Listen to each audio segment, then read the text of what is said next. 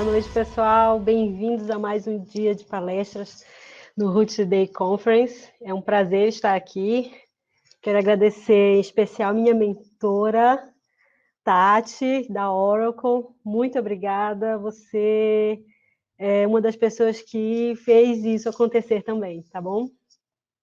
Bem, pessoal, vou falar sobre Cloud Security e os desafios para adequação às leis de proteção de dados pessoais. Escolhi a GDPR, que é da União Europeia, Cloud Act dos Estados Unidos e a nossa querida LGPD. Vamos lá. Meu nome é Flávia Amorim, sou formada em Direito, isso aí, olha, então. E hoje eu estou voltada para a área de TI, bem segurança da informação, principalmente em arquitetura de segurança em cloud. Trabalho como analista de conteúdo digital. Esses são os meus contatos, pessoal, do LinkedIn, Instagram e meu e-mail, flaviamorim@protomeio.com. Para quem não conhece, é uma plataforma suíça, muito boa, inclusive. Tá bom? Então, vamos lá. Então, para começar, vamos falar um pouquinho de definições, prevendo que nem todo mundo é da área de direito ou da área de TI. Falando em leis, falando em adequação, eu quero falar para vocês sobre dados pessoais, porque muito se fala na hora de falar em privacidade, é sobre vamos ter segurança com os dados pessoais. E o que são os dados pessoais? Dados pessoais são informações que tornam possíveis a identificação da pessoa, como endereço, CPF, o seu RG, seu nome completo, seu endereço de IP, até o seu próprio endereço residencial, fotos e outras informações que identificam você, tá? E os dados sensíveis, que é muito falado hoje na nossa lei e na própria GDPR. São as informações acerca da individualidade da pessoa, como informações genéticas, as informações de saúde, o posicionamento político, o gênero e outros dados que são sensíveis a serem públicos. E privacidade. Bem, tudo aquilo que é privado. É pessoal, é íntimo, não tem nada aí de grupo, tá, galera? É uma garantia fundamental e é inviolável. Essa privacidade ela está prevista no artigo 5º, incisos 10, 11 e 12 da nossa Constituição Federal, tá bom? Vamos lá. Mais uma definição, vamos entrando aqui. Bem, em setembro de 2011, o NIST publicou a definição de computação em nuvem. Para falar em Cloud Security, eu também tenho que falar um pouquinho, mas só a parte da definição, tá bom? Porque o nosso amigo Maurício já falou bastante sobre Cloud Computing brilhantemente. Para quem não conhece, o NIST, ele é o Instituto Nacional de Padrão de Tecnologia, fundada pelo Congresso dos Estados Unidos em 1901, para vocês verem tanto de tempo que os Estados Unidos já se preocupa com isso, né? E a sede fica em Maryland, nos Estados Unidos. A definição hoje utilizada é: a computação em nuvem é o modelo para habilitar o acesso por rede ubíquo. Calma, gente, que eu vou dizer para vocês o que é rede ubíquo, tá bom? Conveniente e sob demanda a um conjunto compartilhado de recursos de computação, como as redes, os servidores, armazenamentos, aplicações, serviços, que possam ser rapidamente provisionados e liberados com o mínimo de esforço de gerenciamento ou interação com o provedor de serviços. Rede ubíquo é um termo usado para se referir a dispositivos conectados em todos os lugares de forma transparente para o ser humano. E é bem essa tela que vocês estão vendo aqui, acredito que é aqui em cima, né? Então, essa é uma rede ubíquo, tá ok? Se não ficou claro, vão lá nas perguntas que a gente dá um jeitinho. Vamos lá. Segurança em nuvem. Como? Segurança em nuvem, gente, eu posso ter uma segurança na minha casa, posso ter uma segurança no meu cofre, mas como eu vou ter uma segurança em nuvem, se ela não é palpável? Pode ser sim. através de requisitos de segurança. Eu tenho os requisitos de segurança conforme a ISO 27017, que a gente vai falar depois, tá bom? E ela se divide em duas partes, que é a responsabilidade e papéis e o armazenamento e controle de acesso. Eu separei algumas partes, dentre esses requisitos, para a gente falar um pouquinho, tá? Por exemplo, definir responsabilidade e papéis quanto à propriedade dos dados, controle de acesso, manutenção da infraestrutura, manutenção e operações vitais dos dados, que são os backups, a recuperação, etc. Bem, eu vou definir essas responsabilidades e papéis onde? No contrato, né? Vai dizer quem é que tem esse controle. Hoje, na LGPD, você tem a figura dos agentes de proteção de dados, que é o operador, o controlador e o DPO, tá ok? Então, eu vou definir essa responsabilidade, o que cada um vai fazer, qual a propriedade, tudo dentro de um contrato. Outro ponto que eu destaquei foi comunicar a seus funcionários os requisitos de segurança acordados com os clientes para que sejam cumpridos e gerenciados. Esse ponto fala sobre governança corporativa, tá ok? O seguinte, ele faz um link entre eles. Informar os países e as localizações geográficas de armazenamento dos dados. Bem, eu vou comunicar aos funcionários os requisitos de segurança acordados. Obviamente, eu vou fazer um contrato de serviço com o meu cliente e eu vou, vamos falar bem mais simples, amarrar, né, os termos e como será feita essa segurança. Bem, esse contrato não pode ser engavetado. Ele não pode ficar dentro de um cofre. Ele não pode ser esquecido. Esse contrato precisa passar pelos funcionários também, não o contrato físico, mas o formato como ele foi fechado, para que os funcionários também estejam sabendo como foi dado esse acordo, tá? Para que eles também cumpram, né, e gerenciem as seguranças que foram oferecidas. Bem, informar os países e as localizações geográficas de armazenamento dos dados. Olha, gente, esse é um ponto crucial, tá ok? E é um dos principais pontos de desafios da adequação. Por quê? A maioria dos contratos que eu estudei, de vários players hoje no Brasil, de serviços de nuvem, eles não especificam a localização geográfica ou o país onde serão armazenados esses dados. Tá ok? Então, isso é uma questão que ela vai ser vista, então é importante que eles estejam discriminados também no contrato, de forma clara e objetiva. Porque eu tenho que... Como assim? Gente, não é para vocês pensarem que fica lá na nuvem, ali no céu, tá? É porque cada país, ele tem uma lei específica, quando tem, né? Mas a maioria hoje já trabalha com essas leis específicas de tratamento de dados. Então, direcionar onde, especificar onde estão esses dados, vai nos dar embasamento para como solucionar em casos de incidente de vazamento. O próximo passo são os armazenamentos e controles de acesso. Separei 3, que é adotar proteção adicional nos acessos em ambientes virtuais compartilhados.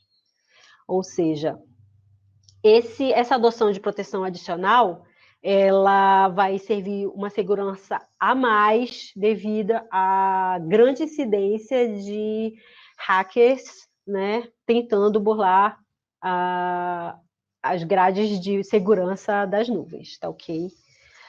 Disponibilizar informações sobre os procedimentos adotados, fornecer técnicas adequadas para controle dos acessos privilegiados. Bem, essa é uma questão também de governança. Por quê? Eu vou fornecer técnicas para a área de TI, para o operador, né, para quem está lidando com isso, e também controlar quem vai acessar o quê. O Joãozinho, ele tem um acesso privilegiado, ele tem o trabalho dele, é necessário que ele tenha acesso a dados sensíveis, a dados pessoais. Ele tem que estar registrado como Joãozinho, que acessa os dados privilegiados devido a X, Y, Z, tudo devidamente exposto, tá ok? Adotar criptografia e informar ao cliente em quais circunstâncias o recurso é utilizado. Bem, adotar criptografia já é uma medida que ela tem que ser feita. Hoje, na LGPD, ela é uma questão em voga, tá? Então, não é nenhum segredo, mas, infelizmente, é uma medida que ela não é feita, tá ok? Então, a própria ISO, as próprias medidas de segurança, elas pedem que seja feita a criptografia de todos os dados. E, no caso da empresa, fornecer isso, informar o cliente em que circunstâncias esse recurso é utilizado e como deve ser utilizado, tá ok? Vamos lá. Segurança, como? Através de controles de segurança. Quais são esses controles? São as ISOs. Adoro ISO, gente. Sério, é maravilhoso. A família 27000 é a minha preferida, tá? A 27017 e a 27018 são específicas para segurança em nuvem, tá ok? A 17 define diretrizes para os controles de segurança da informação aplicáveis ao provisionamento e ao uso de serviços de nuvem, ok? Já a 18, ela especifica diretrizes baseadas em outra ISO, que é a 27002. Só que a 18, ela é específica para nuvem pública. Ou seja, a 17, ela vai definir controles apenas para todos os tipos de nuvem, que hoje nós temos a nuvem pública, privada, a nuvem híbrida, então ela vai alcançar todas elas. No entanto, a 18 apenas a de nuvem pública, devido à vulnerabilidade por ser pública, ok? E temos uma nova aqui, para quem está trabalhando com segurança da informação, pessoal de direito digital, pessoal de TI. Temos a nova ISO, eu acredito que ela tem uns 2 meses que foi lançada, que é a 27701, que é a ISO de proteção de dados, tá? Que ela especifica requisitos e fornece orientações para o estabelecimento, implementando manutenção, aprimoramento, do gerenciamento dessas informações de privacidade, ok? Ela é uma extensão das outras ISOs, a 27001 e a 27002. No entanto, empresas que já tenham implementado a ISO 27001 já podem começar a implementação da 27701, que é de proteção de dados. Outra forma é através de leis específicas, inclusive esse é o cerne da nossa palestra de hoje. Vamos falar sobre a GDPR, que é a Lei de Proteção de Dados Pessoais da União Europeia, o Cloud Act, que é a Lei de Proteção de Nuvem dos Estados Unidos, e a LGPD, que é a Lei Geral de Proteção de Dados Pessoais do Brasil, que vai entrar em vigor em 2020, agosto de 2020, tá ok? Vamos lá. Falar um pouquinho da GDPR, não vamos esgotar o assunto, nem entrar em outros cernes, porque o nosso é exclusivo para transferência internacional de dados, ok? Ela foi feita em 2016, bastante tempo, né? E a sua implementação foi em 25 de maio de 2018, ou seja, ela é novinha, tem 1 ano, e já causou o maior rebuliço na União Europeia. Tá ok? Ela revoga a diretiva de proteção de dados pessoais, que já existia, né, para tratar desse assunto. Então, eles fizeram uma lei específica, e ela foi feita pelo Parlamento Europeu e o Conselho da União Europeia. Ok? Bem, coloquei um breve apanhado aqui, principalmente o pessoal que gosta de PPT, que gosta de anotar informações para levar, tá? A GDPR, eu peguei esse pedaço que é bem legal, que ela viaja com os dados. A lei, ela não se separa dos dados, tá? Significa que essas regras, elas protegem os dados pessoais e continuam a aplicar independente da localização onde eles estejam. Hoje, isso é totalmente voltado ao cloud. Bem, aí você pergunta como é que isso é feito? Qual a maior dificuldade que tem acontecido na União Europeia? É justamente a parte da jurisdição, né, da territorialidade dos dados, porque é aquela questão que vem lá do início, que eu mostrei para vocês, sobre mostrar para o cliente onde é a localização geográfica. Então, ele não sabe, né? Ele acaba ficando no escuro e isso dificulta no caso de incidente. Tá, ok? Aqui eu coloquei uma questão bem importante, que é, no caso de um grupo de empresas ou de grupo de empresas envolvidos numa atividade econômica conjunta, as empresas podem transferir dados pessoais com base nas chamadas regras vinculativas aplicáveis às empresas. Ou seja, elas são empresas do mesmo grupo econômico, trabalham em lugares diferentes, localidades geográficas diferentes, porém, devido a essas regras vinculativas que existem nas diretivas da GDPR, elas podem fazer essa transferência de dados sem precisar fazer uma adesão ou qualquer tipo de compromisso com a própria União Europeia, ok? Por exemplo, ela está em Londres e a outra empresa, a filial, se encontra na África. Bem, adesão ao código de conduta, um procedimento de certificação, acompanhado de compromissos vinculativos e com força executiva, assumido pelos destinatários, no sentido de aplicar as garantias adequadas para proteger os dados transferidos. O que isso quer dizer? Vamos traduzir. Eu estou com uma empresa que preciso transferir dados, por exemplo, de Portugal para o Brasil. Bem, o Brasil não tem ainda a efetiva lei de proteção de dados pessoais. Não vai transferir? Vai. Porém, a União Europeia, a GDPR, ela tem cláusulas específicas que trazem essa adesão para que isso aconteça, colocando como eu vou dizer para vocês, gente, uma garantia de que não haverá problemas. É claro, quem trabalha com TI sabe que não existe segurança 100%, mas a União Europeia ela pede que você dê o máximo de segurança para a transferência desses dados. Tá ok? Vamos lá. Coloquei um exemplinho aqui para gente. Uma empresa londrina pretende expandir os seus serviços à América do Sul, nomeadamente, vai para a Argentina, vai para o Uruguai e vem para o Brasil. O primeiro passo seria o de verificar se tais países terceiros são objeto de uma decisão de adequação. Esse ponto do exemplo é importante salientar o seguinte: é importante a LGPD no Brasil, gente? Para fazer comércio, tanto para as pessoas que estão entrando em empresas multinacionais, é importantíssimo, porque a primeira coisa que as empresas fazem é fazer essa verificação sobre leis de proteção de dados pessoais no país para onde eles estão indo, ok? Neste caso específico, tanto a Argentina como o Uruguai, vejam bem, já foram declarados adequados, eles já possuem leis, tá, de proteção de dados pessoais.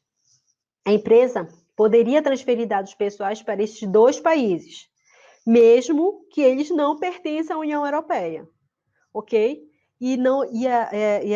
Esses países não precisam dar garantias adicionais, tá ok? Mas, como a gente falou anteriormente, as transferências para o Brasil, por não ter objeto de decisão de adequação, terão que ser efetuadas mediante a apresentação de garantias adequadas. Essas garantias adequadas serão especificadas pela GDPR, de que forma será feita essa transferência. Eles vão fazer como serão e o que serão essas garantias. Ok? Vamos passar aqui. Vamos falar agora um pouco sobre o Cloud Act. Como eu falei para vocês, não vou estender sobre a LGPD, a lei toda, tá? É exclusivamente sobre as transferências de dados internacionais, tá ok? Exclusivo para cloud. Cloud Act é a lei de esclarecimento sobre o uso legal de dados no exterior, tá ok? Ela entrou em vigor em 23 de março de 2018, também é nova, mas ela vem para alterar alguns pontos de uma lei que já existia, tá certo? Vamos lá. A lei autoriza os Estados Unidos a entrar em acordos executivos com outros países. Então, os Estados Unidos pedem, tá, para que determinados critérios que eles vão colocar sejam requisitos para que isso aconteça. Ok? Tá, mas e serve para que o Cloud Act, então? A maioria do Congresso dos Estados Unidos, eles eram contra a entrada em vigor do Cloud Act, mas ele veio justamente para combater crimes na internet. E aí a ideia do Congresso ele teve muitos problemas, inclusive um foi bastante conhecido, que foi com problema com a Microsoft, inclusive, mas ele teve bastante, e tem bastante problemas de conseguir informações que estão em territórios não americanos. Tá? Ele precisa, no caso da GDPR, é necessário ter um acordo para que isso aconteça, mesmo em termos criminais. Então, a Cloud Act vendo esse problema, porque quando ela pedia isso para o juiz, demoravam 2 anos para conseguir essas informações. Depois do atentado de 11 de setembro, eles tiveram a necessidade de espionar, ok, os dados transferidos tanto para os Estados Unidos como saindo dos Estados Unidos. Porém, quando sai dos Estados Unidos, eles enfrentavam o problema das barreiras de segurança, principalmente de lei. Bem, o Cloud Act torna explícito que uma campanha sujeita à jurisdição de um determinado país pode ser requerida a produzir e apresentar dados sob seu controle, a qualquer momento, independentemente de onde esses dados estejam armazenados. Tem um exemplo muito básico disso, por exemplo, das empresas de nuvem, que elas são originalmente americanas, mas estão em várias partes do país. Os Estados Unidos pode bater na porta aqui no Brasil e dizer, preciso desses dados porque tem um terrorista ameaçando uma bomba. Pode, tá ok? Ele pode fazer isso. Porém, para não ter briga entre os países, eles colocaram que seria necessário também fazer um acordo multilateral com os países para fornecimento dessas informações, principalmente em crimes de pedofilia, terrorismo, crimes na internet, enfim. A Cloud Act garante a facilidade na obtenção de dados, tá aqui, olha que eu falei para vocês, para investigações judiciais além das fronteiras do país. Antes dessa medida, era o que eu falei, demorava muito tempo. E essas informações, eles ficavam em servidores estrangeiros eles conseguiam, né? A partir de acordos de cooperação mútua. O Brasil, inclusive, compartilha esse tratado com os Estados Unidos. E na LGPD já existe, tá, uma cláusula que faz essa ponte com a Cloud Act, tá ok? Então, um crime que vocês estão vendo aqui, tá? Que está sendo investigado no território brasileiro. No entanto, tá? A polícia pede a quebra do sigilo do e-mail dele. Eu preciso das informações que estão no e-mail dele. Só que essas informações estão onde? Nos Estados Unidos.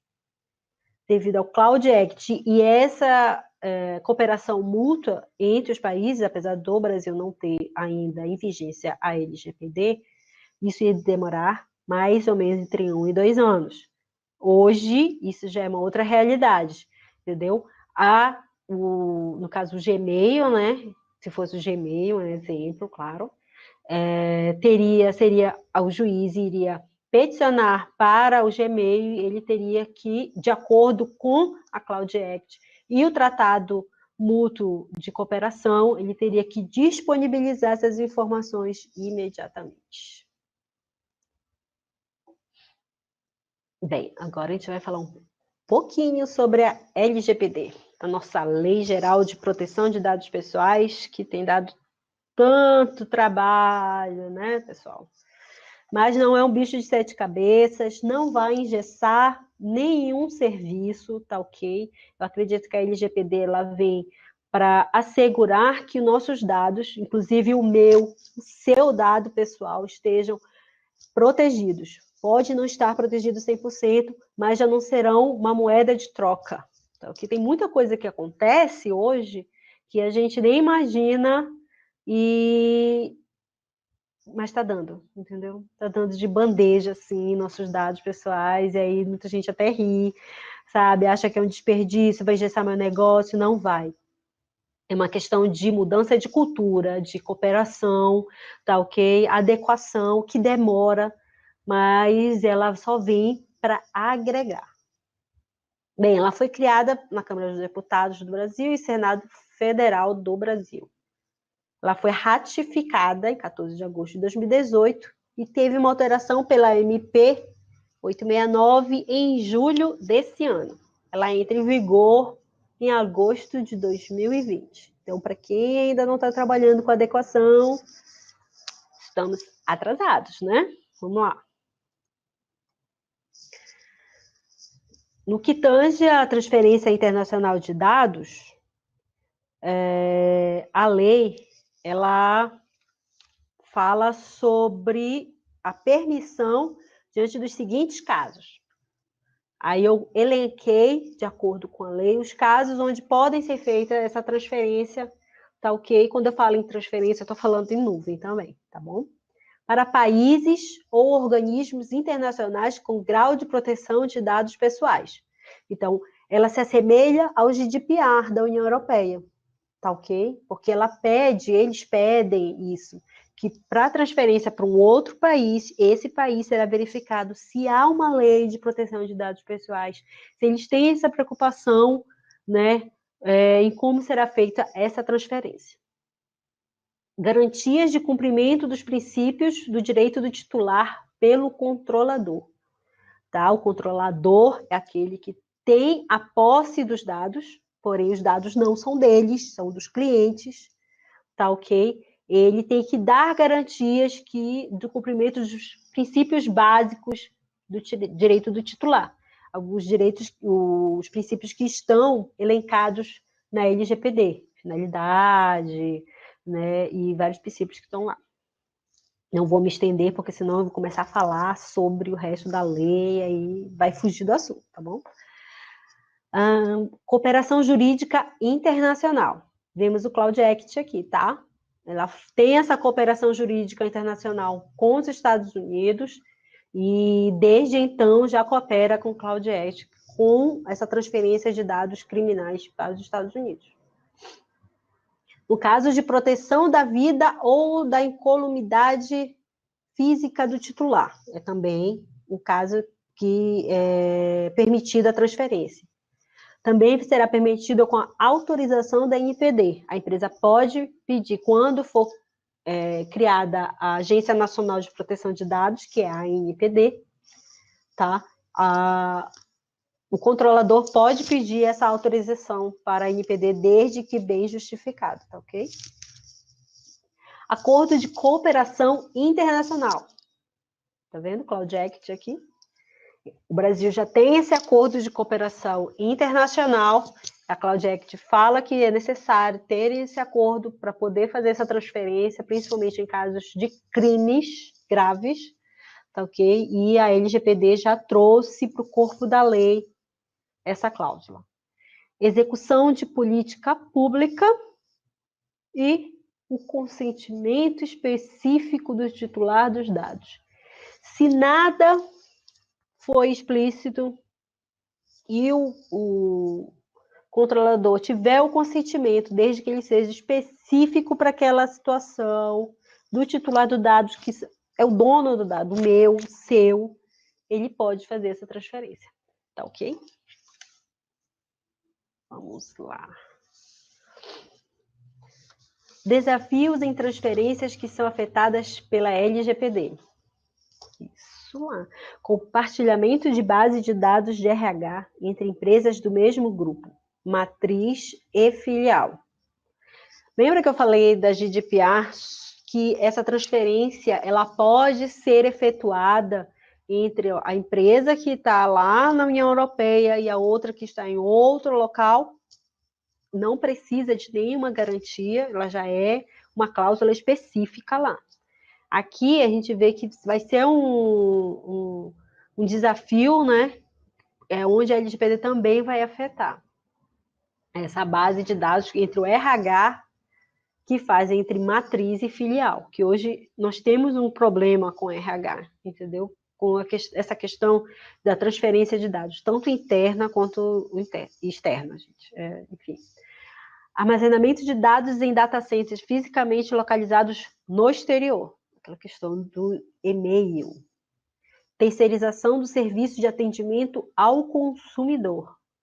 E a contratação de provedor de computação em serviço de nuvem estrangeira. Quando a gente contrata aquele serviço muito legal, super bom de preço, mas ele não é no Brasil, só está o escritório aqui, tá? O contrato que irá gerar a prestação de serviço é o que irá determinar, de fato, como resolver possíveis problemas. Todos esses problemas, claro que não 100%, mas a maioria vão estar sendo resolvidos, vão ter seguro dentro do contrato. O contrato é a chave, tá, para resolver esses problemas, esses desafios que virão com relação à adequação das leis. No caso, o Brasil, mas o Brasil só vai adequar a LGPD. Bem, as empresas que estão fazendo comércio internacional, entendeu? Ela também precisa se adequar às leis internacionais, não só a LGPD, tá certo? Hoje, tanto os Estados Unidos, no caso da Claudete, que é nova, tá? Mesmo eles já possuindo leis há muitos anos que protegem, mas a União Europeia está vivendo ainda um período de adequação, certo? Porque ela tem um ano de implementação. Então, muitas empresas ainda estão se adequando, mas eles têm já uma agência reguladora efetiva, onde eles fazem essa consulta sobre a adequação. Tá ok? Vamos lá. Bem, cada modelo de serviço da computação em nuvem, IaaS, PaaS ou SaaS, possui um nível de segurança diferente que deve ser entendido pelo adquirente do serviço. Ou seja, vários serviços do cloud, eles têm que estar claros. Em alguns contratos, eu percebi que eles não eram claros nem objetivos. Eles eram extremamente técnicos, tá? E outras vezes subjetivos. Esse tipo de situação, ela não pode acontecer. Ela tem que ser extremamente clara para que a segurança esteja em conformidade, ok? Bem, aí você deve estar perguntando, gente, o que é SaaS? O que é PaaS? E o que é IaaS? Para quem não conhece, né? IaaS é uma infraestrutura como serviço, tá ok? PaaS é plataforma como serviço e o SaaS é um software como serviço. Isso são gerenciamentos de segurança para cloud, tá bom? Bem, quando considera na contratação um serviço desse, que pode ser o SaaS, o PaaS ou o IaaS, deve sempre pensar em onde estão os data centers, a parte da localização geográfica, tá ok? Porque vai determinar que lei eu vou usar. Está nos Estados Unidos? Eu vou usar que lei? Está na União Europeia? Eu vou usar que lei? Está aqui no Brasil? Vou usar só LGPD, mas ele está só aqui no Brasil? Ou ele é uma empresa dos Estados Unidos que tem um data center no Brasil? Jurisdição. Qual a segurança, como é a privacidade e quais as responsabilidades do provedor de serviço? O que eu vi muito sendo destacado alguns players, né, tirando algumas responsabilidades com relação ao serviço oferecido. Hoje a gente fala em LGPD, falamos em dados, né? Então a gente tem que começar a ler mais os nossos contratos, perguntar quando a gente não entender ou não souber, não é problema nenhum isso. Eu acredito que é uma forma também de segurança. Sabe aquele contrato que li e aceita os termos, né? Aí você não lê, você dá lá um clique, pronto, quero passar rápido, porque eu quero aquele serviço, eu quero me inscrever. Inclusive hoje eu estava fazendo uma inscrição para um evento de inovação tecnológica e o serviço tinha uma opção lá de se eu autorizava que os meus dados que eu forneci lá, que eram dados pessoais, porque tinha meu e-mail, tinha meu nome completo, tinha minha data de nascimento, que é um dado pessoal, tá gente? Se eu autorizava que esses dados fossem compartilhados com os fornecedores da empresa. Não. Para quê?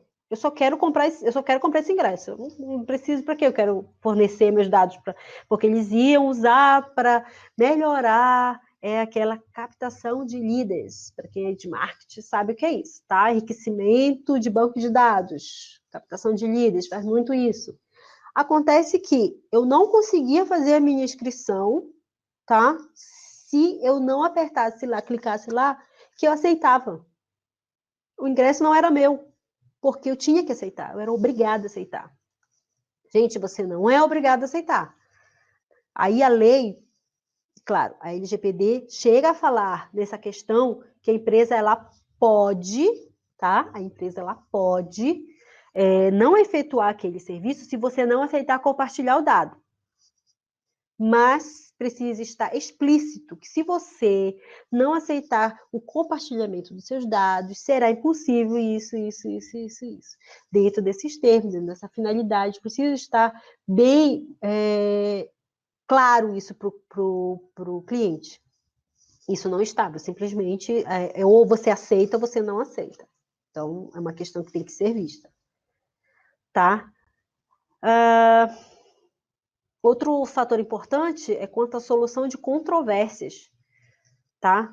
Quanto à relação de jurisdição da privacidade e da segurança e da responsabilidade. De quem é essa responsabilidade? Entendeu? Quando ele fala em responsabilidade, a quem eu devo procurar quando o meu dado for vazado? Que ganha um capítulo à parte para tratar dos vícios e defeitos relativos ao contrato. Então, o ponto do contrato aí é essencial. Vários problemas, vários vícios que existem nos contratos hoje terão que entrar em adequação. Hoje, o contrato, ele vem assim, em primeiro, tá? Na parte de adequação, você precisa adequar, porque você está levando isso para o cliente, e ele precisa dar o consentimento, ele precisa ver que os seus serviços são claros e objetivos com relação à segurança. Principalmente no que concerne a cloud, tá? Bem, vamos lá, desafios à frente, né? Eu separei alguns, porque são vários, tá? Então, a gente tem uma definição de regras claras de segurança. Hoje não existe essa definição, tá? Não existe uma regra clara, não existe uma segurança onde você consiga perceber que aquele serviço, eu posso contratá-lo e o meu risco, ele é pequeno ou ele pode ser mitigado, ok? O controle de acesso aos dados. Não sei quem é que usa, eu não sei quem é que está operando, entendeu? Ele é coletado, ele é tratado por quem? Ele é armazenado onde? Ele é descartado? Acabou a finalidade do meu serviço. Ele é descartado? Como ele é descartado? São perguntas da adequação, tá ok? Governança. Lembra que a gente falou sobre governança? Aquela questão das políticas de conduta, política interna, política de privacidade. Para você que tem site, que tem produtos, que você tem aquele serviço, ele tem política? Tem governança também. Precisa ter, tá certo? Porque quem está vendo precisa entender o que você está oferecendo e se você oferece para ele segurança com relação ao que ele está acessando. Ah, mas eu não estou pedindo dados dele. Não? Tem certeza? E os cookies? Né? Enfim. Não vamos fugir. A readequação de aplicações, tá? Quando eu falo em readequação de aplicações, também estou falando em cloud. Conformidade para contratos e questões legais, questões dos contratos, tá vendo? Essa parte é um desafio enorme na parte de serviço em cloud. E a jurisdição, que é a localidade geográfica onde estão armazenados os dados. Não é só onde ele é coletado, mas onde eles estão sendo armazenados. Qual o tratamento que está sendo feito? Tá certo? Vamos lá. E aí, eu coloquei uma estrutura aqui bem legal para falar sobre essa parte, que é, hoje no Cloud Security, eu preciso ter um apanhado de soluções. Eu preciso ter governança, eu preciso ter compliance, tá ok? Hoje, você fala em compliance, você está diretamente ligado à adequação, certo? Hoje, eu preciso ter disponibilidade. Eu preciso ter segurança de dados, gestão de identidade e acessos. Olha a importância de saber quem tem autorização para acessar o quê, né? De onde essa pessoa está acessando, certo? Eu, hoje, foi coletado meus dados no Brasil, mas estão sendo acessados nos Estados Unidos, na China, entendeu? Na Oceania. Quem faz essa gestão de identidade? Né? E um planejamento de recuperação de desastres com base em nuvem e continuidade de negócios. Ficou bem legal. Bem, gente, eu trouxe para vocês um relatório da McAfee, que é uma empresa de antivírus, né? É um relatório que eles fizeram sobre adoção de nuvem e riscos. Então, ele colocou aqui uma porcentagem, olha aqui, 18,1% suportam autenticação por múltiplos fatores. Isso aqui são serviços em nuvem, tá? Ou seja, só 18% suportam aquela autenticação por múltiplos fatores. O pessoal que adora o WhatsApp, Instagram, sabe o que é essa autenticação, tá? Né? Eu acredito que sim. 37,3% especificam que o cliente é dono de todos os dados transferidos por upload. Bem alto, né? 13,3% exclui dados imediatamente ao término da conta. Pouco, tá, gente? Pouco. Terminou a conta, se um controlador tiver que ficar com esses dados, ele tem que explicar por quê e qual a finalidade de continuar com esses dados. Caso contrário, a pedido do titular do dado, isso tem que ser apagado. Agora, como eu vou saber que foram apagados, né? Mas isso é outra situação. 8,1% criptografam dados estacionários. Gente, dados estacionários também são dados, tá? E são dados que podem ser motivos de incidentes de vazamento de dados, tá? E 0,7% criptografam dados com chaves gerenciadas pelo cliente. Nossa, 0,7%. Bem, esses controles de segurança sobre os dados armazenados variam conforme o provedor, tá? Então, eu coloquei aqui. O que acontece com os dados após o upload para um provedor de nuvem? Menos da metade dos provedores especificam que os dados do cliente pertencem ao cliente. Os demais alegam posse sobre todos os dados transferidos por upload, ou não especificam legalmente quem é o dono dos dados. Gente, o controlador, que é aquele que está recebendo os dados, tá bom? Ele não é dono do dado. Ele está sobre a posse do dado, está com a posse dos dados, tá? O dono do dado é o cliente, sou eu. Eu, você, nós somos os titulares dos dados. Então, existe muito isso realmente nos contratos, em que não é específico quem é o dono, ou a empresa diz que eles são os donos. Mas isso está errado, tá ok? Isso também é um desafio a ser visto pela LGPD. O número, desculpa, o número ainda menor de provedores de nuvem exclui os dados imediatamente após o encerramento da conta. Ah, o dado pode ficar lá? Olha, poder pode, não deve, tá? Mas existem cláusulas na LGPD que fazem esse direcionamento sobre, após o encerramento, os dados ficarem com o controlador, ok? O restante mantém os dados por até 1 ano e alguns até alegam ter o direito de manter cópias dos dados indefinidamente.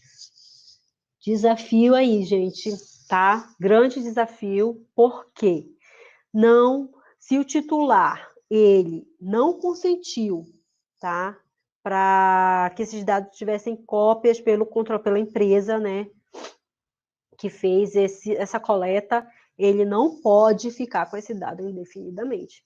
Para ele manter a posse dos dados, ele tem que, diante da ANPD, fazer uma justificativa sobre qual a finalidade dele ficar com esses dados, tá certo?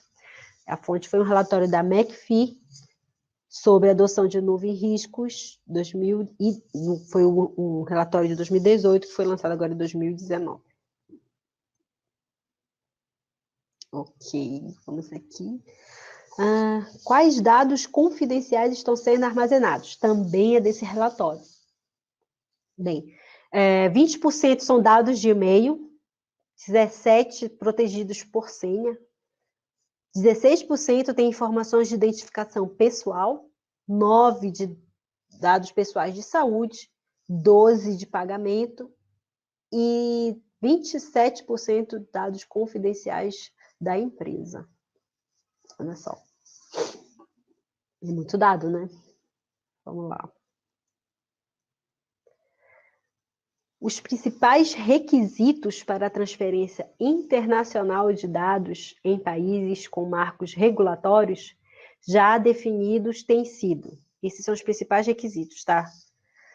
A adequação da operação, a transparência, coisa que está faltando, né?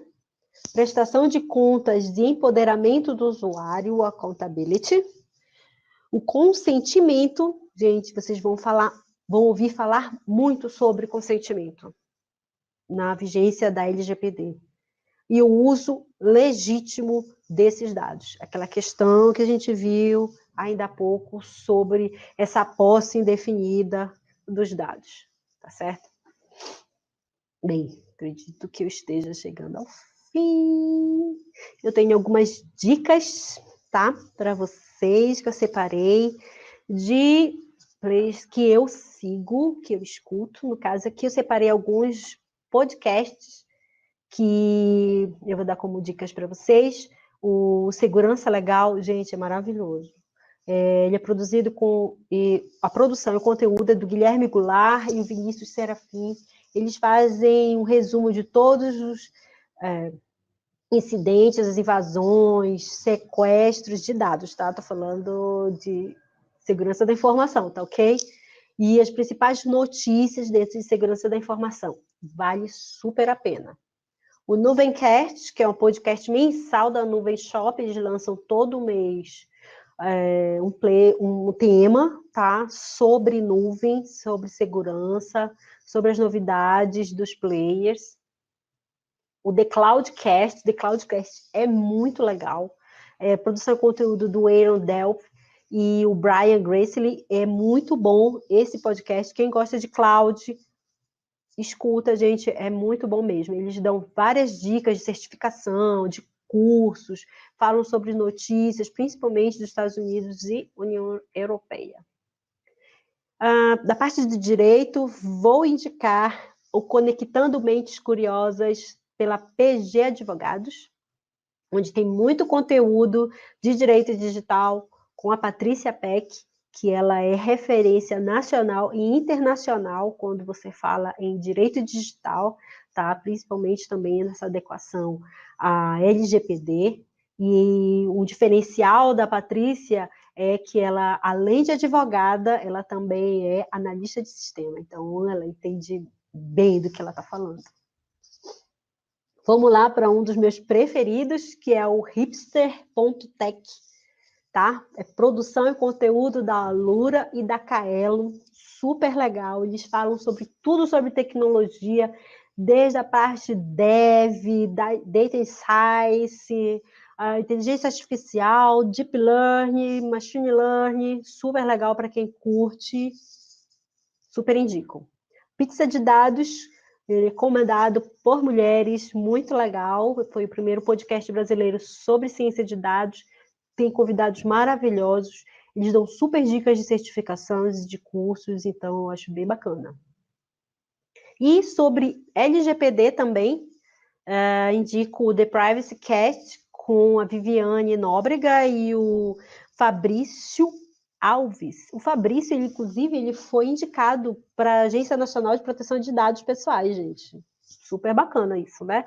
E a Viviane Maldonado, ela é juíza, e hoje ela não atua mais como juíza e se dedica à parte de cursos de LGPD. Super bacana. Vamos lá. Tenho mais dicas aqui. Comunidades. Alô, Cloud Girls! Cloud Girls é uma comunidade de cloud de mulheres na tecnologia. Super recomendo para vocês, meninas, que não fazem parte ainda.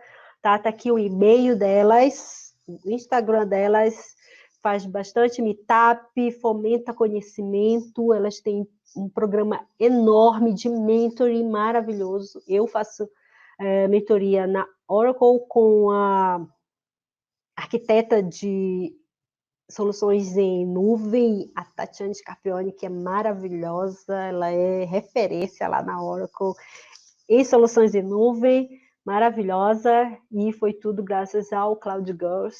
Conheço várias e elas são maravilhosas, gente. Super vale a pena, tá? Um beijo, meninas. Tem também o Nerdzão, tá, gente? Muito legal. Vários meetups de tecnologia, data science, devs, super bacana, super indico. Galera, desculpa. Newsletter, The Brief. Todo dia, às 7 da manhã, você recebe um apanhado de todas as notícias sobre startups, tecnologias, notícias de vazamento de dados, super bacana. Todos os dias, 7, em ponto, está lá no seu e-mail. O Security Reports, muito legal para a parte de segurança de dados, segurança da informação, muito bom também, você recebe no seu e-mail ou pode visitar o site, que ele é fantástico, tem muita informação. O Harvard Business Review, que é uma revista, né, que tem bastante artigos muito bons de tecnologia, mas que você também pode receber notícias por e-mail. O CSA, que é a plataforma, o site onde você também vai tirar sua certificação em cloud, e onde tem muita informação sobre cloud, gente. Cloud Security, tá lá. Vamos lá. Outra dica, livros. Aqui tá alguns que eu adoro. Estou indicando para vocês. O Compliance Guide da GDPR, tá? Ele é um guia sobre a GDPR, é muito bom.